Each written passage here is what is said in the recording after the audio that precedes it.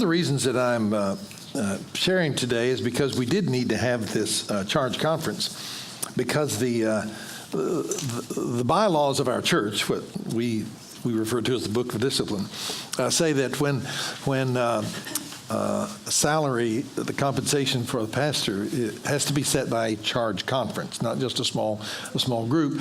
And though I did meet with the Staff Parish Relations Committee and some of the finance people, they've affirmed this, but we need to make it official here after Church Day, so it shouldn't take very long. But let me say how good it was on Wednesday for me to stand up at annual conference in front of the bishop, and the superintendent reads out changes in pastoral appointments.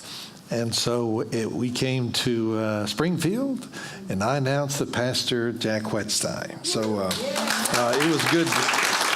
It was good to get to say publicly what has been in reality true for some time.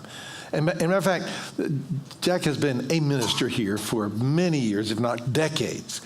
And so God has brought him to this place. And we'll talk a little bit more about that in the time to come this afternoon. I want to start by saying something about, I'm looking for a clock. And I bet you all don't worry too much about clocks. Some of the churches where I preach do, and so I get that habit.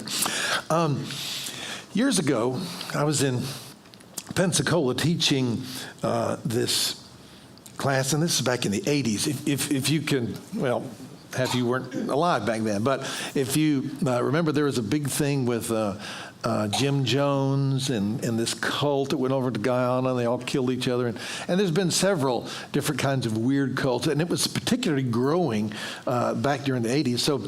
So I was teaching about these destructive Christian cults, because anything good that God does, Satan can make a counterfeit of that, you know? And it's really crucial. You know, when you go to the store and you pull out a $100 bill or a $20 bill or whatever, you notice how those clerks will, they'll hold that thing up and look at it, or they'll mark it with this little mark. They got a way to check and see if this is a real thing, because the counterfeit looks just the same, but you got to look closely to see where the counterfeit is. So I was teaching on those things, and afterward this woman came up to tell me about their daughter and their experience with her. They lived in Pensacola, and they sent their daughter off to college in a very prestigious university on the West Coast. It cost a lot of money, saved up for a long time, sent her off there.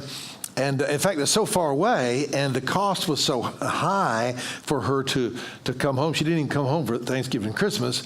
And so it was really a year before she'd finished up a whole year of school, and they were expecting her home for the summer. And she said that her and her husband saw a car pull up. And she said, we knew something was wrong, because, first of all, there were like 4 or 5 people in the car. And then she got out alone and came walking up the sidewalk, and she didn't have anything with her. I mean, when she went off to college, she had suitcases and boxes and just bags and just all kinds of junk. And they expected to see her bringing all that stuff home. And so she comes in the front door, and she says the words that all parents dread hearing. She said, "Mom, Dad, we need to talk." Okay? So she said, they sat down, and their daughter proceeded to say how lonely she had been there in college and not having any friends. And she said she had been befriended by this group called the Divine Light Mission, led by the Guru Maharaji. And she said, they have come to be my family now, and I'm going to follow them. And in fact, she said, I'm dropping out of school to work for the Maharaja full time. And then, of course, they started to protest. And she said, now, I know, and by the way, their mom said, we could tell she had been coached exactly what to say.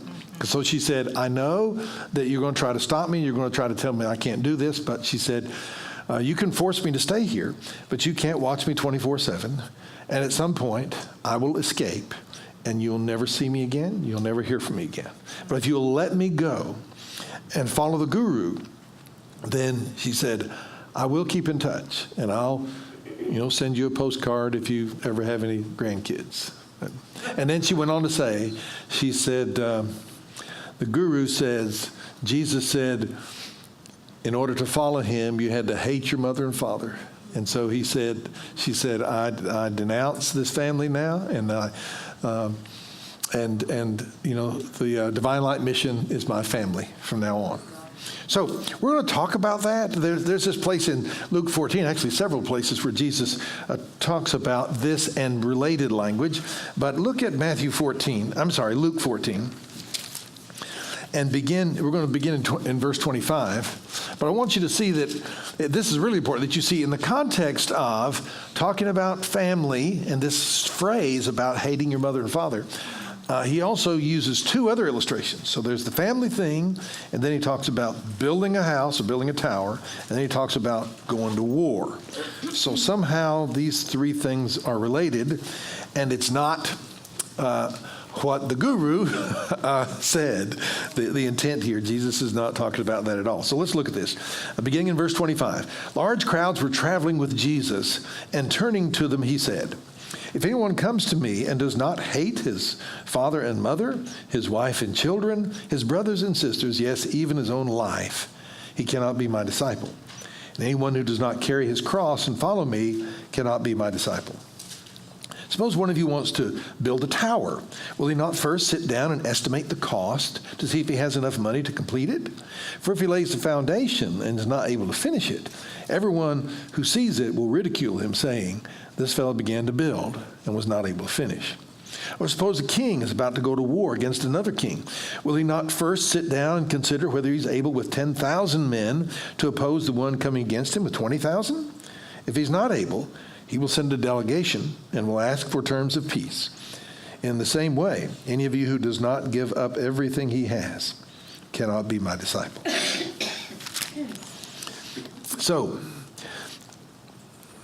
I would submit to you that this statement of Jesus, that saying that this young lady needed to leave her family and disavow her family, is a gross misinterpretation, and that I would say that Jesus is not even talking about parents here. He's talking about something else, and we're going to get to that. First, it's important to recognize that Jesus, I was actually a half English major in college, but even in high school, I learned about this literary device that Jesus was using, and it's very commonly used in the Middle East. It's called hyperbole. Okay, when he uses the word hate. And to understand hyperbole, you just need to understand, first of all, that prefix hyper simply means over. Okay, so if you got a hyperactive child, you got what? You got an overactive child, okay? You got somebody who's hypersensitive. That means they're oversensitive to stuff, okay? So hyperbole means to overstate something, okay? To go overboard in making a point. It's not to be taken literally, okay? It's like when I come home at the end of the day and say to Sandy, my feet are killing me. Now, whoever died of sore feet? You know, nobody ever did. But we all understand that. That's a hyperbole. She doesn't, when I say that, she does not dial 911, get this guy to the hospital, he's about to go. She knows about it then, okay? So it's not meant to be taken literally. It is purposeful overstatement for effect. And listen, Jesus uses hyperbole a lot.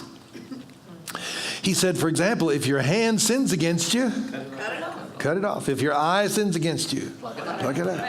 So I look out here, and I'm expecting to see several of you with a hook on one hand and a patch over the other eye, if you took that literally, right? So you understand that, and you know Jesus doesn't want you to cut your hand off. He doesn't want you to gouge your eye out. He wants you to protect your spiritual life, and that's why he was going overboard using this hyperbole to say that. Now, when we go to cover dish dinners, sometimes Sandy makes this dessert about which we say, it's so good, it'll make you slap your mama. Okay. Now, it's important for you to know that Sandy has never hit her mother. Okay. She does not want you to hit your mother.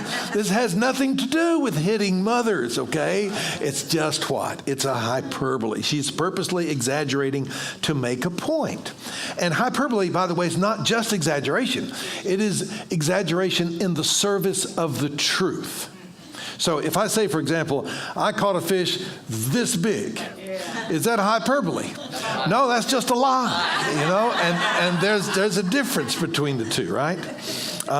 Here's what I see as a pastor, and I'm sure you all hear this around here too.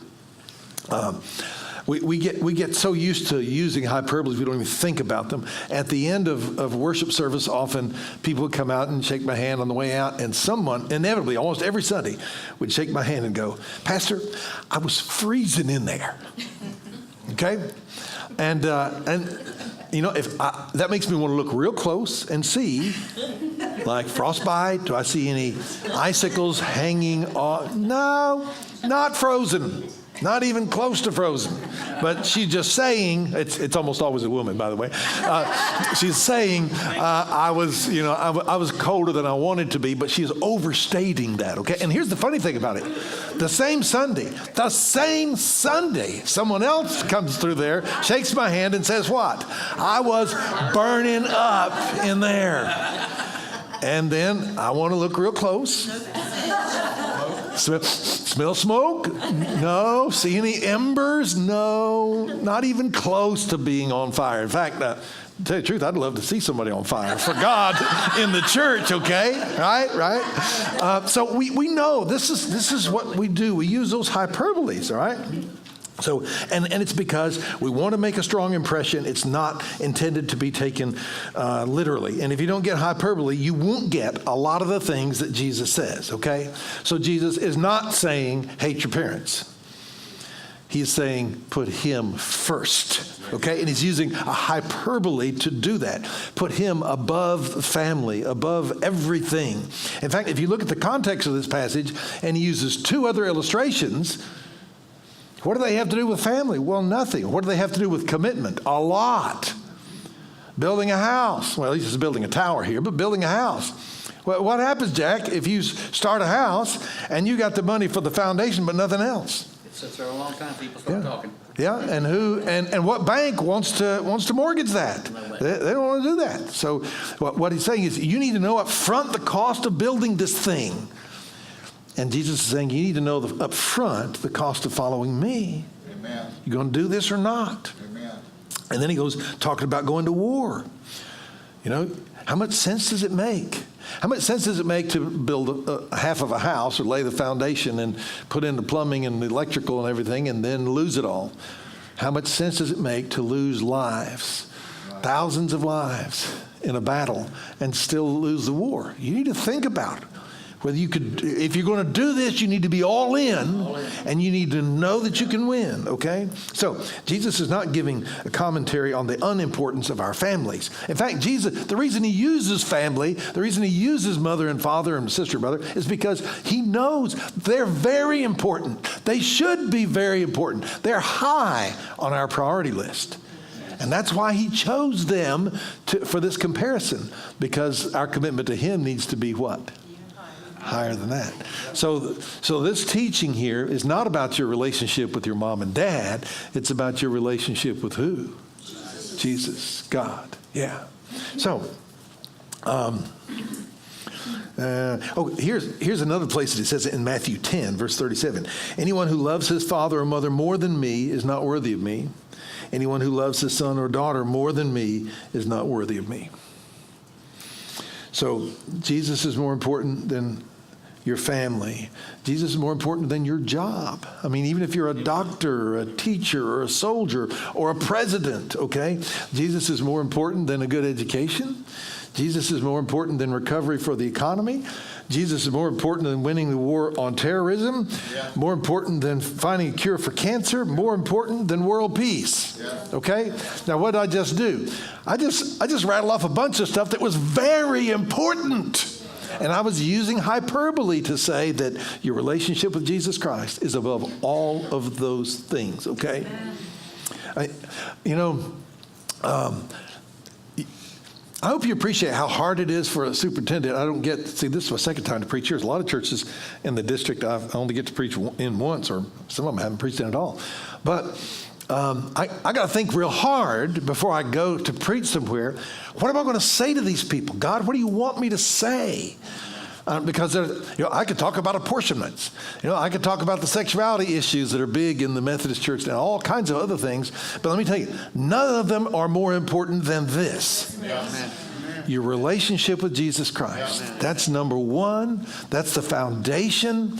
And nothing is as important as getting this thing settled.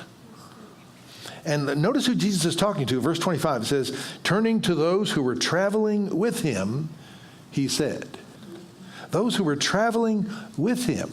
So this is an entourage that has been following Jesus. I mean, they've been listening to his teaching. They have watched him do miracles. I mean, this is not their first time in front of him.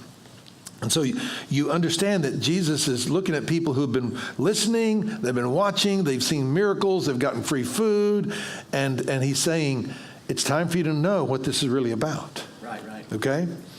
In fact, that's why he says here, anyone who, at the very end, in the same way, any of you who doesn't give up everything he has cannot be my disciple. What he's saying is, he doesn't want followers who don't know what they're in for. Right. It is a question of commitment. Are you committed to finishing this building? Are you committed to winning this war? If you're not, don't start. Okay? Are you committed to following Jesus? If you're not, don't pretend. I mean, how smart is it to play around with Jesus, to go to church, to join a church, to give your money, and then for it not to be real, not make a real commitment to Christ, okay? And that's why Jesus says, any of you who doesn't give up everything he has cannot be my disciple. Now, this is a hyperbole again, all right? Does every follower of Jesus have to give up their job and their home and their family? No, but they have to be what? Willing to, ready to, exactly. In fact, here's a paraphrase of Luke 14:33. It's called The Voice, and it puts it this way: in the same way, if you want to be my disciple, it will cost you everything. Don't underestimate that cost. Okay, a Christian life does not work as a casual commitment. Amen. All right, you can't dabble in Christianity and be a true disciple of Jesus Christ. And every year over in Spain, there's a town in Spain where on a particular day of the year, they open up all the barn doors and they let the bulls out into the streets, along with a bunch of people of questionable intelligence. Okay, all right, and what do they call that? They call it running with the bulls. There's a reason they don't call that strolling with the bulls. Why? You're strolling, you're dead, I mean, I got questions about whether you want to do this thing or not, but if you're going to do it, you better be all in. You better be ready to run for your life, for everything you've got. And if you're not ready to give 100%, don't go out there, right?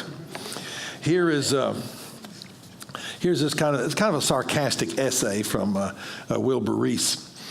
It's entitled $3 Worth of God. He says, I would like to buy $3 worth of God, please. Not enough to explode my soul or disturb my sleep, just enough to equal a cup of warm milk or snooze in the sunshine. I don't want enough of him to make me love a black man or pick beets with a migrant worker. I want ecstasy, not transformation. I want the warmth of the womb, not a new birth. I want a pound of the eternal in a paper sack. I would like to buy $3 worth of God, please. Friends, I have good news and bad news for you. The good news is you only have to give up one thing to be a follower of Jesus. The bad news is what you got to give up is whatever's most important to you. Whatever is most important to you has to take a back seat now, or this is not Christian discipleship, all right? Jesus says, you can't be my disciple. I mean, but he looked at the rich young ruler and he knew what was first in his life. It was money. So Jesus didn't say you got to leave your family. He knew money was number one. So he says, just give up your money. Guy shook his head and walked away. Jesus said, you can't. So for different people, it's different things. For James and John, it was fishing. Jesus said, leave your nets. Leave the family business. This is the family business now. Okay? And you know, there's some people who realize that. I know some people that are not believers, not followers of Christ, because they realize that Jesus is asking for total commitment, and they're not willing to do that. And I actually respect that more than I do someone who pretends, you know, or just goes through the motions. I respect that, okay? They don't want to be the person who makes the commitment but doesn't follow through. And you know some people like that. And you know if and when they make a commitment to Christ, it's going to be the real thing, isn't it? And they're going to follow it all the way. $3 worth of God does not work, does it? It can't. I mean, if you've tried it, you know half-heartedness in following Jesus is a recipe for disaster. Yeah. Look at Ananias and Sapphira. Yeah. Where is that? Acts chapter 5. Look at Demas, 2 Timothy chapter 4. John Wesley put it this way. He said, "'Twas worse than death, my God to love, and not my God alone." Wesley is talking about dabbling in Christianity. He's talking about playing around with Jesus. And most of us know what that's like. That feeling of clinging to Jesus with one hand and something else with the other. Whatever it is, it'll tear you apart. James says a double-minded man, it's going to be unstable. You can't do this and be a follower of Christ. You got a decision to make. Jim Dennison went on this mission trip to East Malaysia, which is primarily a Muslim country. He was there for several days, but just before he left, they were on a Sunday night, they were having this baptism service at the church. Now, it's a baptism in Muslim cultures as a Christian is a big deal, okay? Because it's a public statement that you're following Jesus. And so for them, it's a big deal. People are coming tonight to be baptized as a follower of Jesus Christ. And Jim said he's sitting up on a platform with the local pastor there, some other missionary folks, and people started filing in and getting ready for the baptizing service. And he said he noticed a young girl.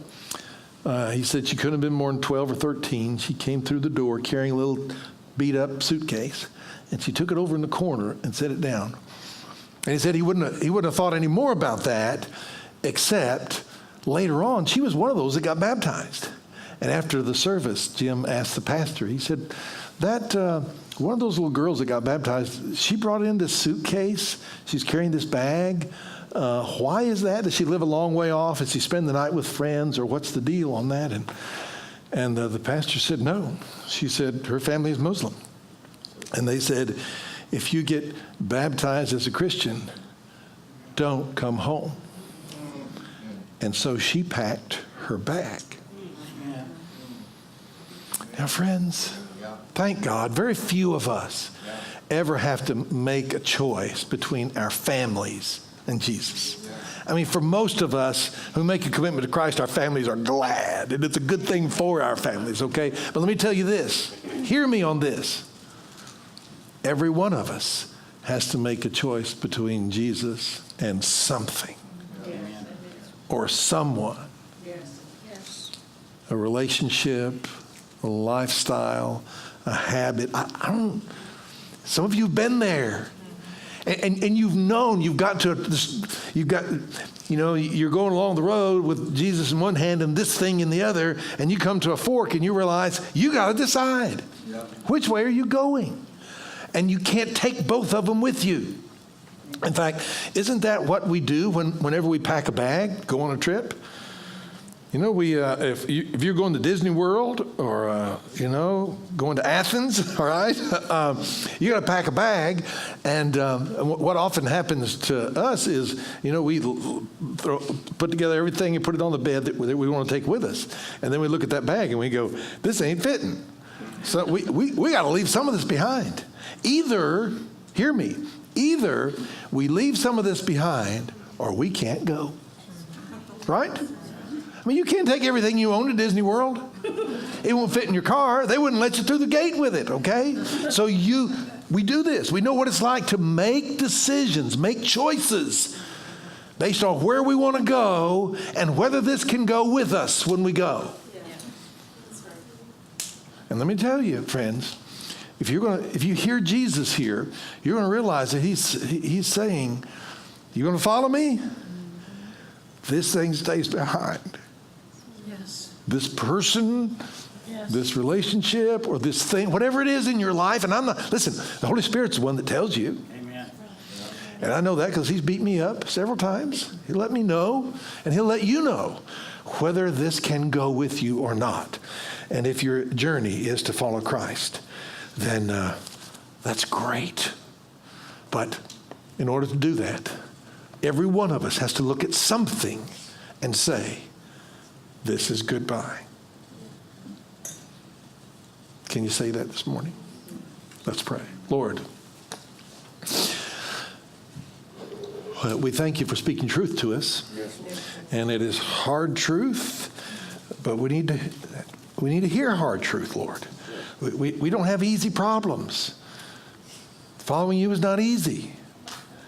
And yet, it does become very simple and it becomes very clear when we realize what you're asking of us. And that is that you occupy the number one place in our life, in our heart. Number one. And there's some of us that have tried to hang on to some ugly, wicked, evil stuff. It's really pretty obvious that couldn't go with us. And even non-believers, we know there's some stuff you just can't take on your trip with Jesus. But Lord, there's some other stuff that even after we're believers, even after we trust you and ask you in our lives, we look around and we're dragging this thing with us. And it's holding us back. It's breaking us down. It's distracting us from you. And it's keeping us from serving you with our whole heart. And God, thank you. I don't know what that is for these folks, but I know what it is for me. And I trust your Spirit to make that clear to anyone who needs to hear that. For those, Lord, who have made this decision already, they look back to the day when they made that choice. And for some of them, the choice was horrific. It was awful to give up what they had to give up to follow you. Some of them had to cut off a piece of themselves to follow you. But it was a piece of them that was going to kill them if they let it hang on. So thank you for the victories that we could celebrate here. For the suitcases that have been closed and zipped and shut and strapped and locked, and that thing was left behind. So we celebrate that now. Remind us of how hard that was, but how good it is. And then give grace to those of us who are still packing. We're trying to find a way to fit that thing in, and it just won't go. So give us the grace to do what we need to do. We ask in Jesus' name. Amen.